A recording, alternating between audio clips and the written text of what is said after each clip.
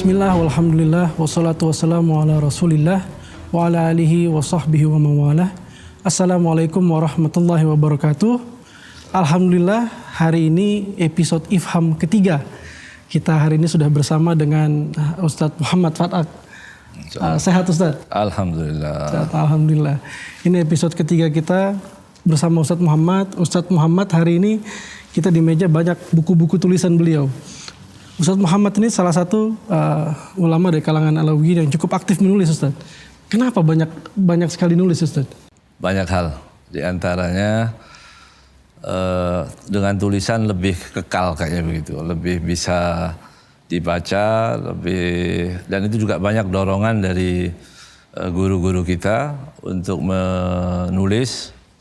Dulu almarhum Habib Thohir Al-Kaf, Habib Thohir bin Abdullah Al-Kaf pernah bilang begitu, kalau kita ini ceramah-ceramah nanti hilang begitu aja, tapi kalau ditulis itu lebih bisa lama gitu dibaca orang.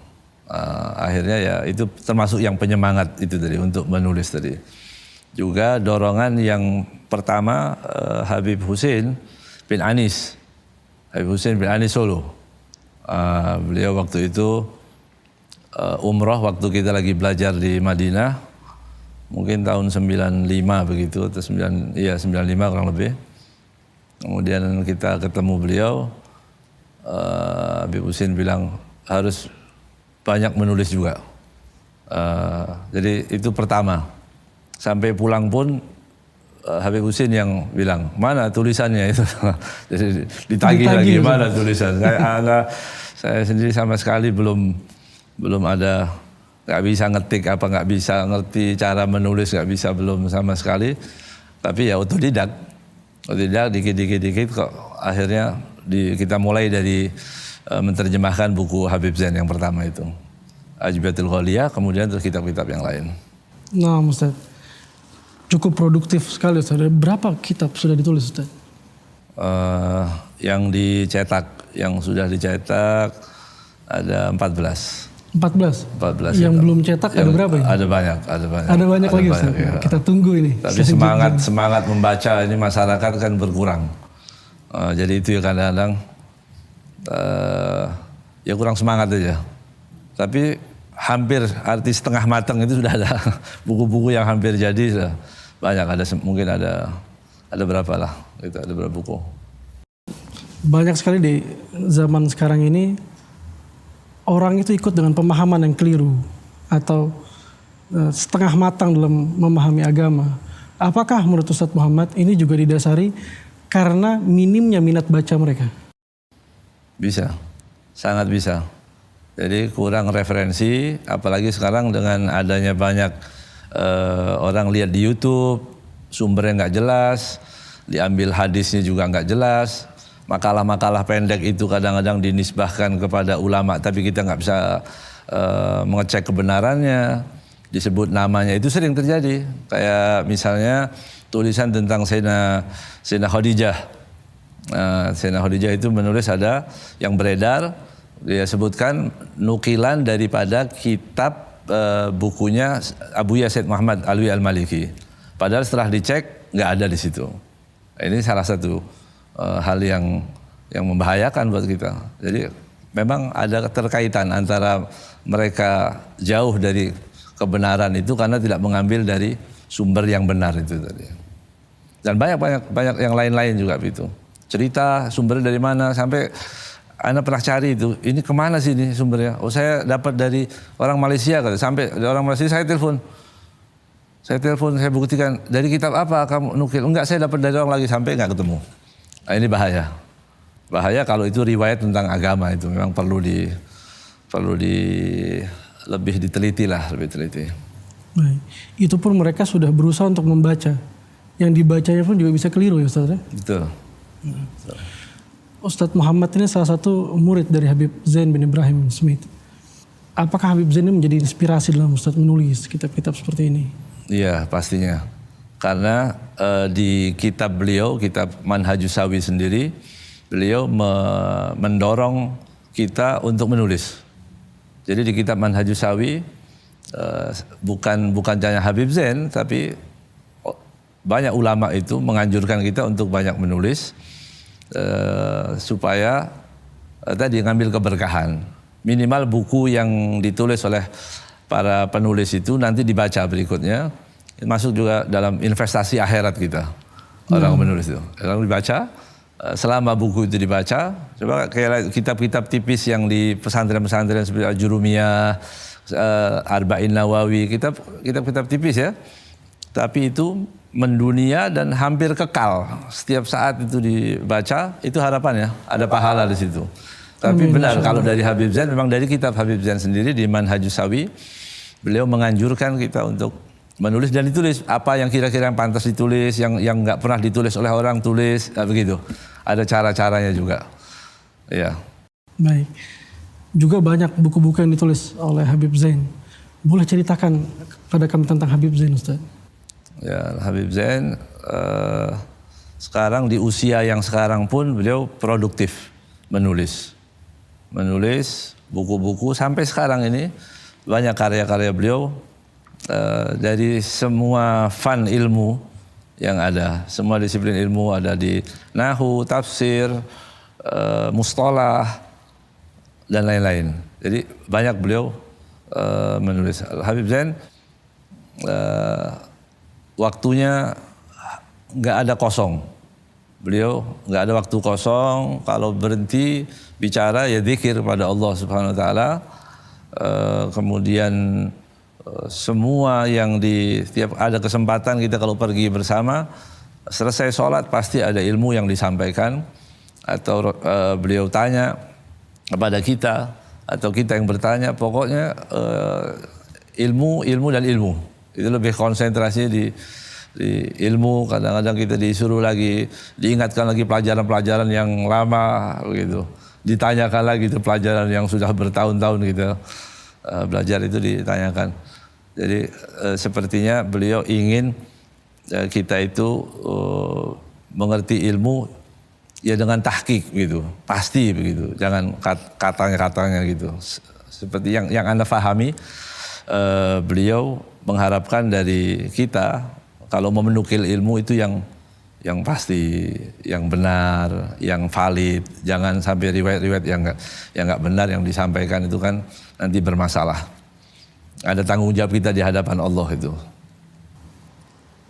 Nah, Ustaz, salah satu buku yang menjadi rujukan atau Righah Alawiyah adalah Manhajus Sawi, karangan beliau. Bagaimana kisahnya beliau menulis buku ini, Ustaz? Yang Anda tahu, Al-Habib Zain, dulu saya dengar dari putra beliau, Said Muhammad, anak beliau yang paling tua, anak beliau pertama, Said Muhammad. Jadi beliau itu bongkar-bongkar buku, ternyata ada kitab, ada tulisan, buku tulis. Buku tulis itu catatan gitu aja. Catatan beliau mulai di Tarim sampai ke Baidho. Di Tarim, karena di Tarim Habib Zain dulu sebelumnya. Kemudian di Baidho mengajar sampai menikah dengan Hubabah Maryam bint Habib Muhammad Al-Haddar. Jadi beliau ada buku, waktu dibongkar dilihat, ini buku, Masya Allah, catatan itu. Habib diminta, gimana ini kalau dicetak? Pertama Habib Zain belum ngasih izin. Belum. Enggak, itu cuma catatan aja gitu. Jadi bukan seperti orang mau menulis buku, enggak, Habib Zain. Seperti itu pertama. Akhirnya dilihat berapa kali, ya udah diketik ulang itu. Oleh beliau diketik, oleh Said Muhammad diketik ulang, kemudian dilihat, diminta lagi. Ini gimana ini Habib mau dicetak. Kemudian beliau mengatakan kalau memang ada manfaatnya, ya sudah.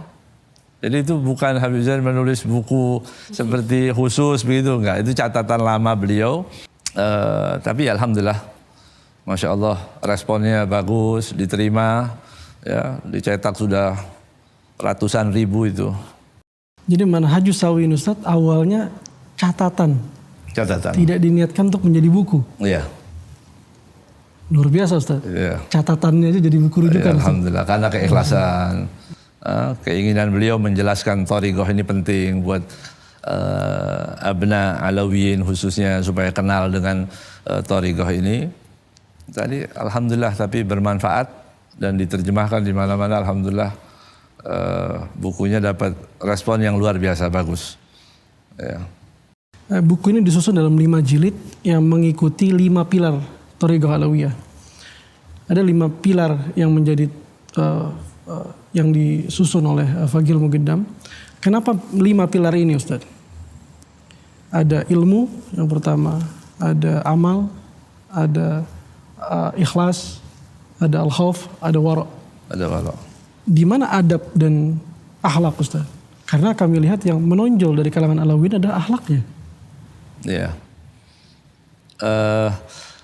Pertama, akhlak itu masuk dalam pembahasannya kalau di dalam kitab beliau ini masuk dalam ilmu. Jadi ilmu kan panjang itu. Kitab itu hampir setengahnya itu ilmu.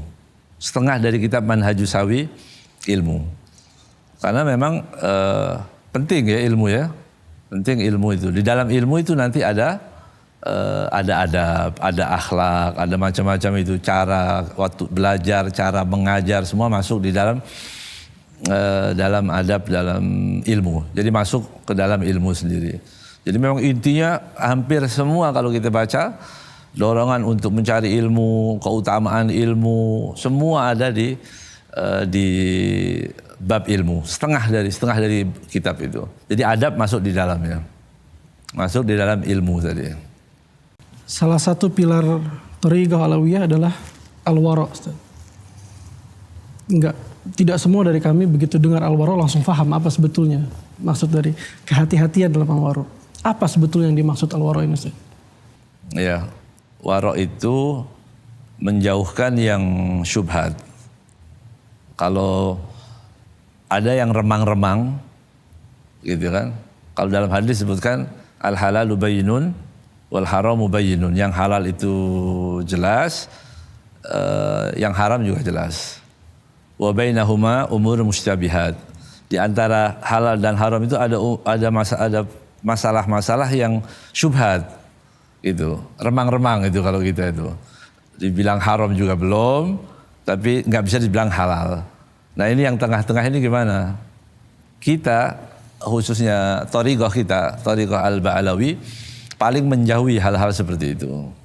Karena man waqa'a fi syubhat waqa'a fil haram. Orang yang sudah masuk ke yang syubhat nanti masuk ke yang haram.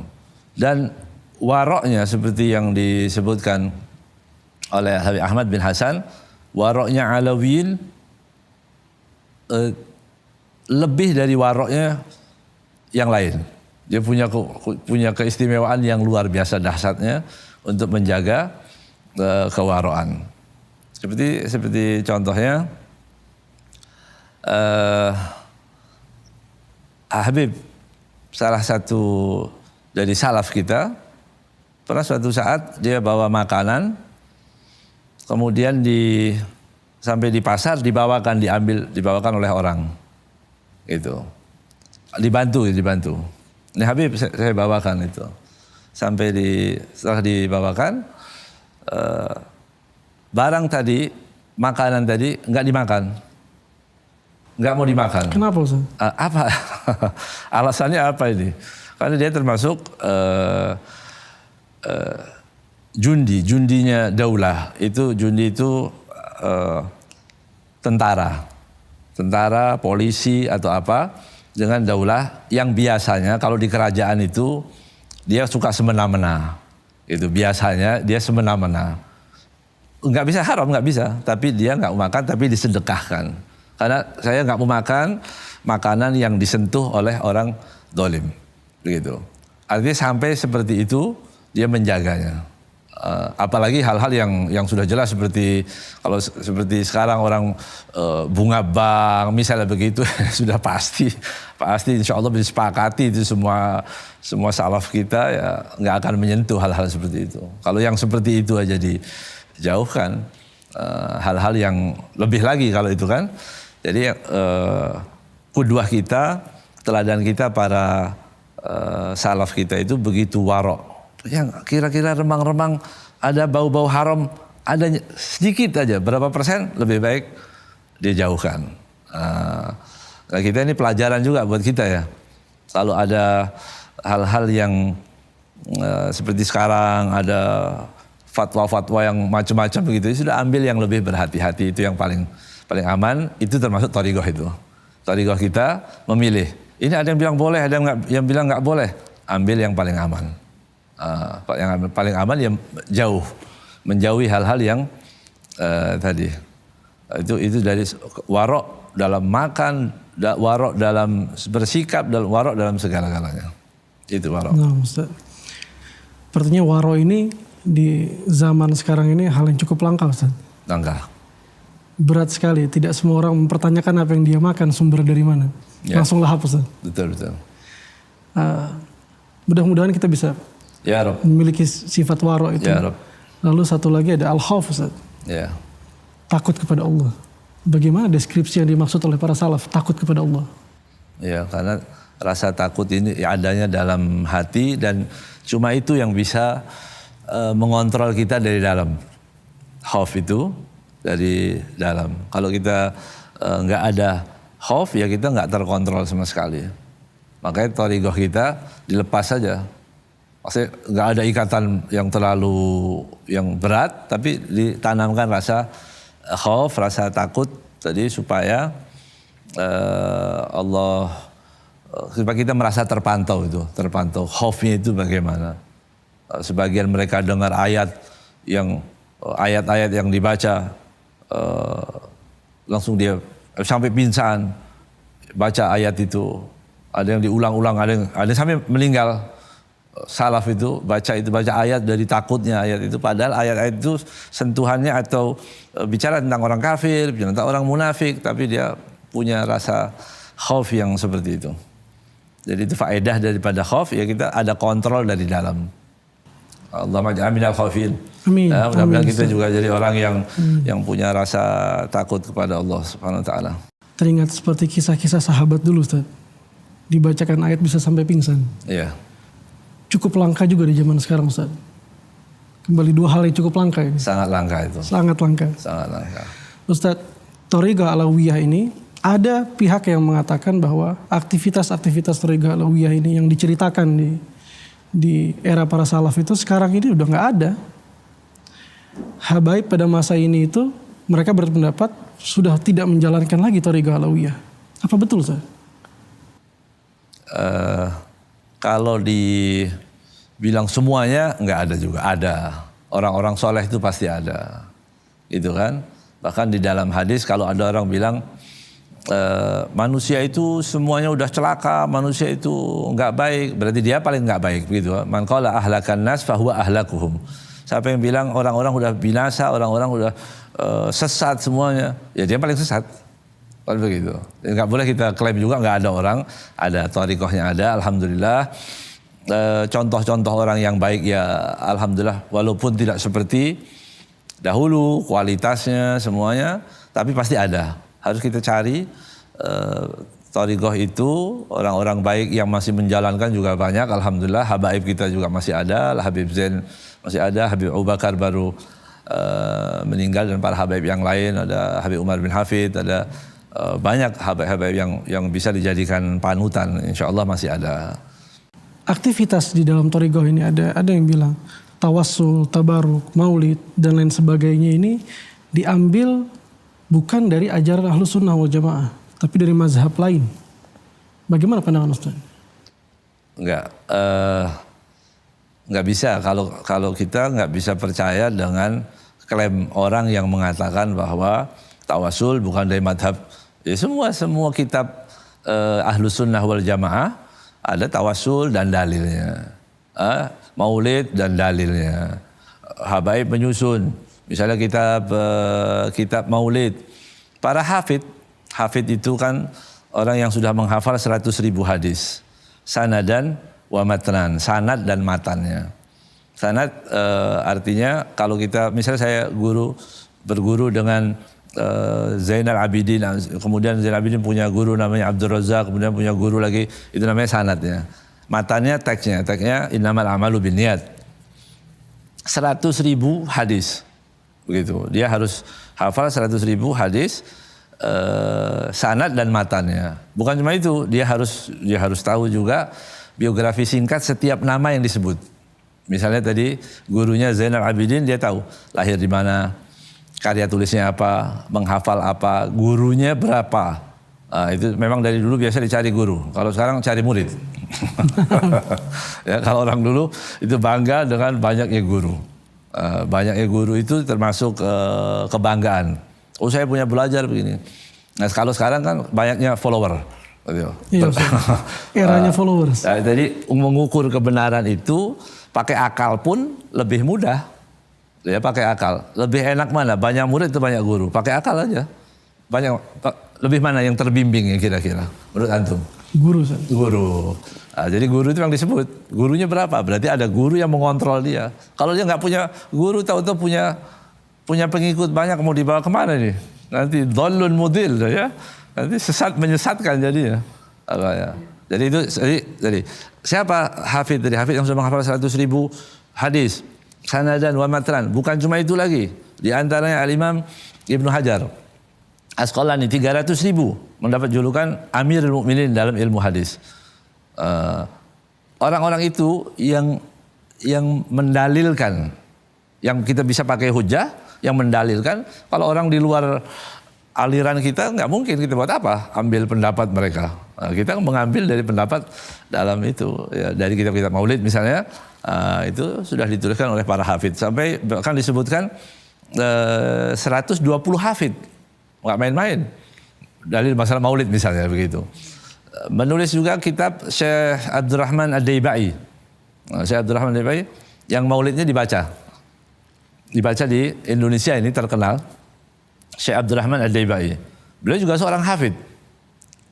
Dulu Habib Ali Al-Habsyi, Sahibul Maulid, sebelum mengarang kitab Maulid Habsyi, beliau bacanya Maulidnya Ad-Daibai. Karena tadi.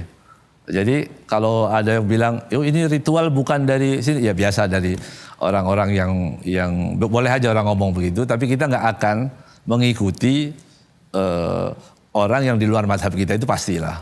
Pasti. Seperti mereka juga akan ikut kita, sama kita juga akan ikut kita. Kita punya imam-imam sendiri, kita punya panutan sendiri yang bisa kita jadikan hujah gitu. Jadi tuduhan itu tidak terbukti, Ustaz, dengan sanad yang kita punya dalam keilmuan. Ya. Itu bisa ya tadi mungkin bisa dari dua hal gitu, supaya kita untuk melemahkan kita keyakinan kita, itu Maulid bukan dari ahlu sunnah misalnya begitu. Kalau seperti Imam Ibnu Hajar Asqalani bukan ahlu sunnah, jadi ahlu sunnah yang mana? Kalau seperti Imam Ibnu Hajar Asqalani, Al-Imam Suyuti, Al-Imam As-Sakhawi, ya itu semua a'immah, kitabnya dibaca. Kalau mereka bukan ahlu sunnah, jadi siapa itu ahlu sunnah? Cuma kalau boleh sedikit Anda tambahkan, mumpung masuk di bab ini, Al-Imam Sakhawi, Al-Hafid, berarti kalau Hafid sudah 100.000 ya. Al-Imam Sakhawi mengatakan, Maulid ini perlu koreksi, makanya Anda juga tulis buku, terus kemudian cari kisah-kisah yang sahih, Anda sebutkan sahihnya itu karena apa? Kata Imam Sakhawi begini, kalau di acara Maulid bagus, dalilnya ada, pasti dalilnya pasti ada itu. Kalau di acara Maulid tidak bisa membawakan riwayat yang sahih tentang Rasulullah, sudah jangan pakai ceramah. Kalau kira-kira bawa, kan banyak juga, banyak di Maulid atas nama yang bikin misalnya Thariqah kita begitu ya, namanya Habaib bisa bikin Maulid atau siapapun ahlu sunnah. Itu Maulid yang bagus itu kadang-kadang bermasalah ketika dibawakan pembicara bawa hadis yang palsu. Ada itu, Ustaz? Banyak. Sampai sekarang masih banyak. Makanya kata Imam As-Sakhawi, ini bukan baru berarti ya. Jadi Imam Sakhawi mengatakan kalau seandainya acara Maulid penceramah tidak bisa membawakan dalil yang benar tentang Rasulullah SAW yang valid, nanti cerita-cerita dongeng-dongeng yang banyak yang palsu, lebih baik nggak usah pakai penceramah. Dulu saya masih ingat dulu Habib Umar bin Hud Al-Attas, maulidnya itu nggak nggak ada ceramah-ceramah. Nggak ada ceramah. Mungkin beliau supaya nggak hati-hati lah gitu. Karena kita nggak bisa kontrol nih siapa yang mau datang nanti nih. Yang mau datang siapa ini orang sembarangan penceramahnya nanti. Artinya perlu juga kita kontrol, kita bersihkan betul. Jangan sampai dalil maulid yang kuat dikotori dengan penceramah atau dengan tadi sekarang campur laki perempuan, joget dan sebagainya. Yang sama sekali itu para ulama yakin 1000% mereka tidak akan membawakan dalil hujah untuk membela maulid yang model seperti itu pastinya. Pastinya maunya bagus, begitu. Jadi tidak hanya dalil yang diperlukan untuk melaksanakan satu kegiatan itu, tapi juga cara melaksanakan kegiatannya adalah dengan cara yang benar. Iya. Karena kalau dalil untuk dari orang dari luar, tapi merawatnya kita, itu. Kalau kita nggak beres, orang acara maulid tiba-tiba bawa dalil yang sering, misalnya man adzama maulidi, itu kan dipakai di mana-mana. Itu masih sering terdengar. Barang siapa yang mengagungkan maulidku, gitu. Kuntu syafi'an yaumal qiyamah. Padahal kalau hadis itu dikatakan mimpi, lewat mimpi, bilang aja lewat mimpi. Nggak apa-apa. Nggak jadi hujah, tapi bilang mimpi. Tapi kalau qala Rasulullah SAW, itu yang bermasalah. Seperti juga kita waktu itu saya bikin Habibana Muhammad ini, orang bicara tentang Rasulullah itu lahir ya biasa-biasa aja begitu. Nabi itu padahal acara maulid ini kan aneh. Ya. Acaranya acara maulid, kemudian di kitab-kitab maulid disebutkan misalnya Habib Ali Habsyi, wahina baraza Rasulullah sallallahu alaihi wasallam min batni ummihi baraza rafi'an tarfahu ila sama. Waktu Rasulullah dilahirkan ya bercahaya. Matanya lihat ke atas. Adha'at ma bainal masyriqi wal maghrib hatta nadartu ila ba'di gusuri Rum. Aku bisa melihat cahaya, aku bisa melihat bangunan-bangunan yang ada di Rum. Artinya ini ada yang di maulid. Terus ada orang yang mengatakan Nabi acara maulid ini. Ini acara maulid. Ada dai mengatakan Nabi itu dilahirkan ya biasa-biasa, nggak ada cahaya, begitu. Jadi, ada yang bilang begitu? Ada kan? Ada. Ya sampai ini Anda tulis buku ini untuk menjelaskan bahwa Rasulullah SAW yang mulia, Nabi bercahaya, cahayanya benar-benar cahaya, bukan cahaya maknawi atau majas, enggak, benar-benar ada cahaya yang disebutkan di kitab Mawahib Ladunia, dalam beberapa kitab rujukan kita, bahwa Nabi memang bercahaya, termasuk di kitab-kitab Maulid Simtud Durar misalnya, ya, Syafa an Ummi Syafa gitu kan, bahwa dia waktu membidani kelahiran Nabi Muhammad SAW, kemudian dilihat Rasulullah SAW bercahaya. Nah ini yang perlu dikoreksi lagi, Maulid kok ada penceramah yang seperti itu. Ini satu, ya. Juga perlu dikontrol lagi, Maulid ada ceramah yang kotor, bahasanya vulgar, nggak pantas di anak-anak itu. Rasulullah SAW juga mengatakan laisa minna al-badda, bukan dari golonganku orang yang badi itu yang ngomong jorok, ngomong yang apa namanya, ngomong yang nggak pantas lah begitu ya didengar itu. Kalau orang sudah bisa paham dengan bahasa yang sindiran udah cukup, ada apa harus dipakai dengan bahasa yang lebih vulgar begitu ya. Nah, ini tidak disukai oleh Rasulullah SAW. Nah itu masih juga ada, makanya itu perlu dikontrol juga. Dalilnya tetap harus kita ada, tapi dari dalam terus terang kita harus kita jaga bersama itu maulid yang rapi, yang bagus, supaya tadi dapatnya nasiril haq bil haq. Harus kita bela yang benar itu dengan cara yang benar juga. Kita bela maulid, ya jangan dalil yang kuat, jangan hadis-hadis palsu yang dibawakan. Seperti begitu kata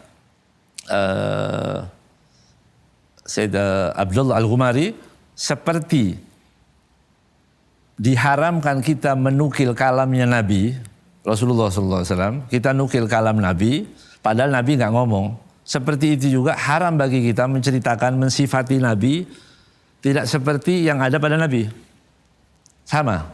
Ancamannya falyatabawa maq'adahu minan nar, persiapkanlah tempatnya di neraka. Jadi kita hadis palsu ya dosa, kita membuat-buat cerita tentang fisik Nabi yang enggak ada pada Nabi juga dosa. Gitu. Nah, Ustaz. Jadi harus diceritakan apa adanya. Agak serem sebetulnya Serem. dengan cerita-cerita itu, Ustaz. Mudah-mudahan kita bisa kembali ke Thariqah Alawiyah. Ada warok, lebih hati-hati dalam menyampaikan hal dan lain sebagainya. Ustaz, kita lihat setiap golongan gitu dalam akidah yang mereka miliki, kisah-kisah yang mereka anut, selalu ada yang dibenci, Ustaz. Thariqah Alawiyah ini benci siapa? Siapa yang dibenci? Ada nggak yang dibenci, Ustaz? Ada al-hubbu wal bughdhu fillah. Harus ada. Orang yang ada yang mengatakan kita nggak boleh benci siapapun. Kita harus semua ini adalah hamba Allah. Dan biasanya yang mengatakan seperti itu malah dia nggak bisa mencintai saudaranya sendiri. Kalau di kitab Ihya, bagaimana kedudukan kitab Ihya itu di dalam thariqah kita? Luar biasa kitab Ihya itu dibaca. Ada yang sampai menghatamkan 40 kali kitab Ihya. Ya. Roha-roha itu hampir semua kitab Ihya. Dalam kitab Ihya itu ada pahala orang benci karena Allah. Ya, orang yang tidak bisa benci karena Allah, nggak mungkin dia bisa cinta karena Allah. Ada perintahnya. Siapa yang dibenci? Ya, orang-orang yang wajib dibenci, ya, yang memang diharuskan kita untuk membenci. Ahli maksiat, orang yang ahli maksiat, yang menghalalkan maksiat, yang mengajak orang untuk maksiat. Nah itu ya wajib dibenci, arti perilakunya. Kalau kita bilang orang yang melanggar, apalagi yang menyeru kepada hal-hal yang diharamkan, kemudian kita tetap cintai, kita melanggar itu. Yang dibenci adalah orang yang menyeru, mengajak, dan karena ancamannya juga di dalam Al-Quran itu akan dibayar kontan. Orang-orang yang menyeru kepada hal-hal yang buruk itu dibayar. Artinya ada dosa yang adabnya akan ditunda nanti sampai di akhirat. Tapi ada yang disegerakan. Apa yang disegerakan? Di dalam Al-Quran disebutkan innal ladina yuhibbuna antasyi'al fahishatu fil ladina amanu lahum adabun alimun fid dunya wal akhirah. Orang-orang yang senang, gemar. Apa itu? Tasyi'al fahisyah. Menyebarkan fahisyah. Fil ladina amanu, di tengah-tengah orang beriman. LGBT, perzinahan, apa aja gitu. Tapi dia senangnya justru di tengah-tengah orang beriman. Dia ingin menebarkan kemaksiatan tadi. Maka sama orang bikin film yang gak benar dikirim. Itu dosa jariah itu ya. Dikirim ke orang, kemana semua. Fil ladina amanu, di tengah orang beriman. Lahum adabun alimun. Bagi dia adab yang pedih fid dunya. Di dunia, di akhirat nanti. Jadi yang dibenci kemaksiatannya, Ustaz? Kemaksiatannya. Banyak gosip yang bilang itu. Bukannya Thariqah Alawiyah itu benci sahabat Nabi, Ustaz? Thariqah Alawiyah? Bukannya benci sahabat Nabi? Benci sahabat Nabi, jauh itu fitnah itu. Fitnah dan karena tidak mengerti. Mustahil begitu ya. Rasulullah SAW punya perangai yang begitu baik. Ahlul Bait itu ada orang-orang suci, ya, orang-orang suci artinya suci dari dosa-dosa, dan benci itu adalah sesuatu yang dilarang oleh Allah Subhanahu wa taala. Apalagi membenci sahabat Nabi Muhammad SAW. Mustahil, itu mustahil, berarti mungkin dia mengambil riwayat yang tidak benar atau riwayat-riwayat yang pasti salah begitu. Karena Ahlul Bait itu pemaaf, Ahlul Bait itu adalah orang-orang yang bagaimana teman Rasulullah, sahabatnya Nabi. Masa dibenci itu mustahil. Kalau ada yang thariqah kita yang memuliakan, berapa nama Abu Bakar? Antum bisa sensus. Nama Abu Bakar dari semua marga Alawiyin ada berapa kira-kira? Favorit itu, Ustaz. Nama Abu Bakar ya, paling banyak Abu Bakar. Nama Umar? Banyak betul, Ustaz. Abu Bakar, Umar. Itu gimana sahabat Nabi mau dibenci? Ya. Bahkan para imam sendiri, para imam punya nama-nama itu tadi. Nama Abu Bakar, Umar, itu dipakai, Utsman dipakai. Radhiyallahu taala anhum ajmain. Tidak mungkin ya. Kalau kita berdoa Rabbana ighfir lana wa li ikhwanina alladziina sabaquna bil iman wa la taj'al fi qulubina ghillan lil ladzina amanu. Ya Allah, jangan jadikan di hati kami ghil itu kebencian kepada siapa? Lil ladzina amanu, pada orang-orang beriman. Itu. Jadi kalau thariqah kita menyimpan benci, mustahil. Ya, itu mustahil, nggak masuk akal karena kita merawat tadi cinta kepada siapapun, kepada binatang, kepada semua binatang. Habib Hasan bin Saleh Al-Bahr, ya, pernah di masjid, tiba-tiba sedang di masjid ada banyak orang, kemudian dari atas jatuh anak burung, kemudian jadi induknya itu datang ke situ, tapi takut karena di sekelilingnya banyak orang. Kata Habib Hasan bin Saleh, suruh keluar dari masjid supaya dia bisa ambil lah itu gimana caranya supaya itu bisa dirawat. Jadi sampai orang ibadah suruh berhenti untuk karena sayangnya kepada binatang. Kemudian sahabat Nabi dibenci, ya mustahil itu. Bukan sama sekali, jauh dari thariqah kita, nggak ada. Mudah-mudahan kita selamat dari membenci para sahabat. Amin. Semoga afiyah. Ustadz Muhammad Fatak, kami punya pertanyaan serius, Ustadz. Apa Ustadz yakin bahwa thariqah ini sudah di jalan yang benar? Kalau berapa persentase yang terbanyak ini? 100 ya, 100% ya. Mungkin Anda yakin 1000%. Kenapa bisa yakin, Ustaz? Yakin begitu ya. Karena Rasulullah SAW meriwayatkan di dalam hadis ini pernah disampaikan oleh Abu Dzar Al-Ghifari. Abu Dzar Al-Ghifari pernah naik pintu Ka'bah. Kemudian di pintu Ka'bah, kemudian Abu Dzar mengatakan arafani man arafani. Yang sudah kenal aku, kenal. Siapa aku? Karena Abu Dzar orang yang berani. Wa man lam ya'rifni fa ana Abu Dzar. Yang belum kenal, kenalin. Aku adalah Abu Dzar. Yang pertama mengumumkan keislamannya. Terang-terangan. Sampai dikeroyok, dipukul, disiksa. Tapi tetap dia mengatakan seperti itu. Kemudian Abu Dzar mengatakan, ini sami'tu Rasulullah sallallahu alaihi wasallam yaqul. Aku mendengar bahwa Rasulullah berkata, "Mathalu ahlu baiti kamathali safinati Nuh." Perumpamaan ahlul baitku itu seperti safinahnya Nuh. Man raqibaha naja, yang naik selamat. Man takhallafa anha gharik, ay halak. Yang tidak mau naik di perahu itu dia akan binasa. Jadi Ahlul Bait itu seperti itu, perahunya Nabi Allah Nuh. Sekarang kembali ke Ahlul Bait. Ahlul Bait yang mana? Kan orang bisa klaim juga. Oh ini ada Ahlul Bait. Ahlul Bait yang mana? Banyak. Ada yang mana Ahlul Bait ini? Semua mengklaim mungkin seperti itu. Kalau yang individual, orang-orang bikin, ini Habib. Karena tidak semua Habib itu mengikuti thariqahnya Al-Ba'alawi. Tidak mengikuti salafnya. Banyak dibikin modifikasi sendiri, thariqah, cara yang lain-lain yang nggak pernah kita lihat di kitab-kitab, nggak ada tuntunan seperti itu, begitu. Apalagi yang tadi sampai jauh, yang terlalu jauh. Tapi kita meyakini berarti ada, kata Rasulullah, nanti di akhir zaman yang ada perahu keselamatan ini. Perahu keselamatan. Siapa perahu yang perahu keselamatan tadi? Yaitu Ahlul Bait.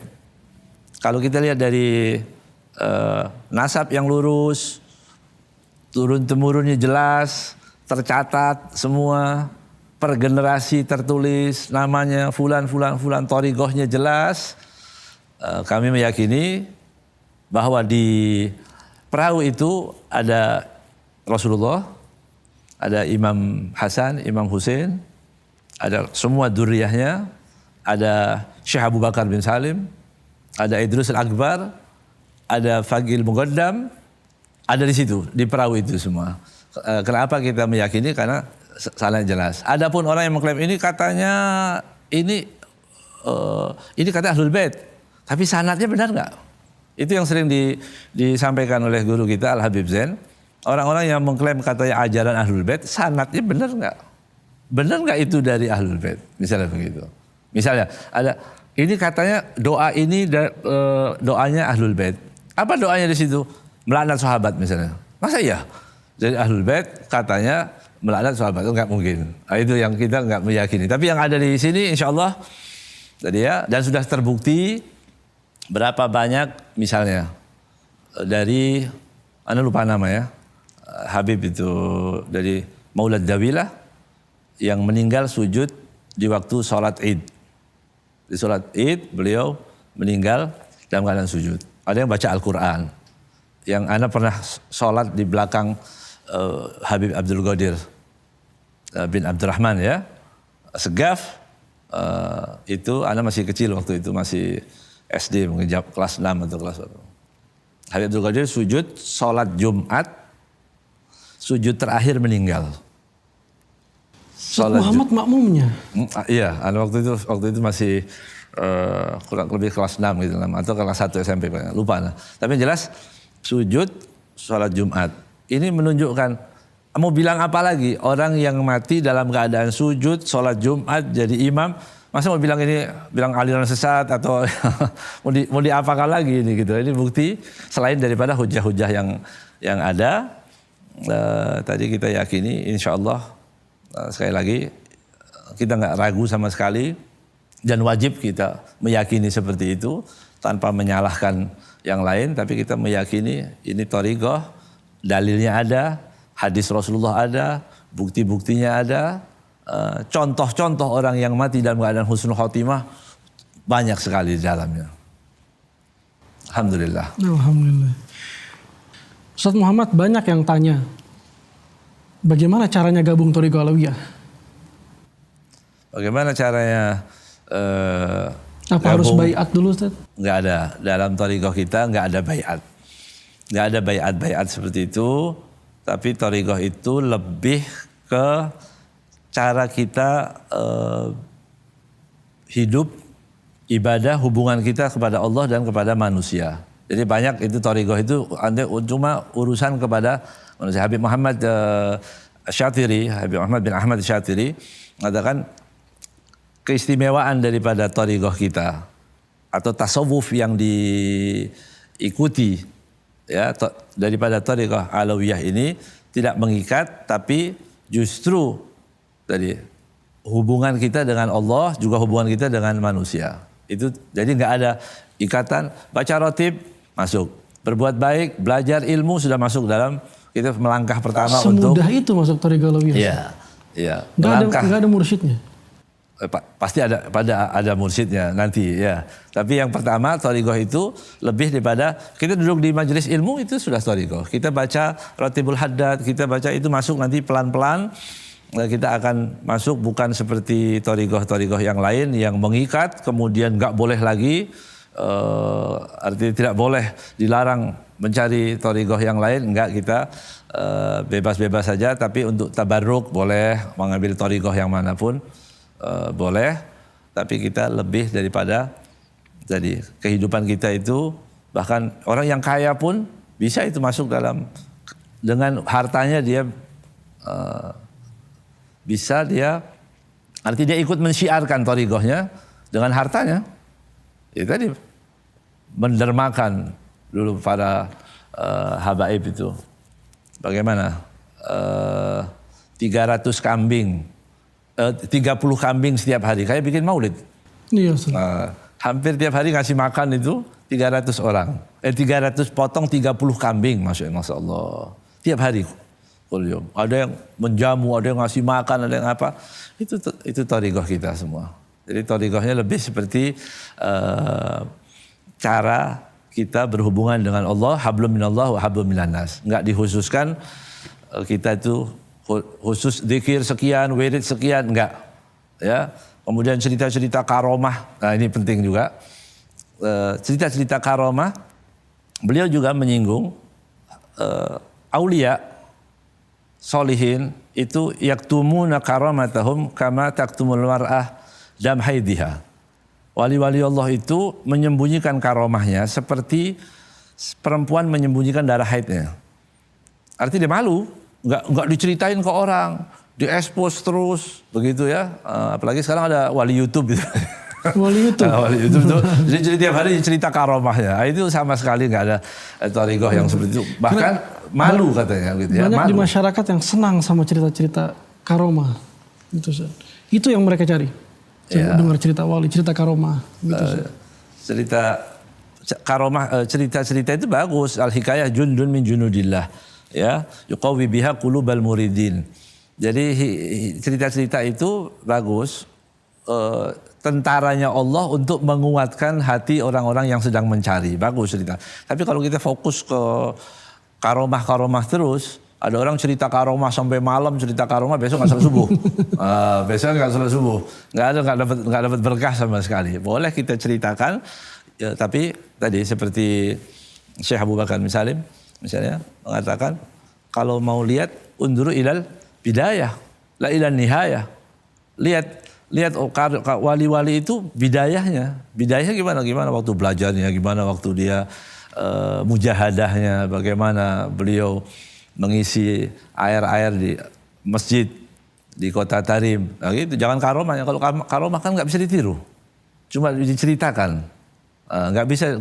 Sama seperti orang menceritakan karomahnya Syekh Abdul Qadir Jailani. Orang banyak cerita Syekh Abdul Qadir Jailani, tapi begitu dikasih nasihatnya Syekh Abdul Qadir Jailani melarang begini, kaget dia. Berarti salah. Berarti ada nafsu di situ. Iya, bukan untuk iktidak, bukan untuk mengikuti, tapi dia ya senang-senang aja, kayak seperti kita menceritakan hal-hal duniawi aja. Jadi sekadar dongeng itu. Sekadar dongeng. Baik. Terima kasih banyak Ustadz Muhammad Fat'ak. Luar biasa, kita semakin jauh, semakin paham tentang Thariqah Alawiyah. Dan episode Ifham ketiga ini melanjutkan dari episode pertama dan kedua. Akan kami lanjutkan di episode-episode selanjutnya, memantapkan, memahami lebih dalam tentang Thariqah Alawiyah. Jika ada di antara Anda yang punya pertanyaan tentang Thariqah Alawiyah, silahkan komen di YouTube atau di Instagram Nabawi TV. Silahkan bebas pertanyaan apa, dan insya Allah akan kami tuangkan dalam episode selanjutnya.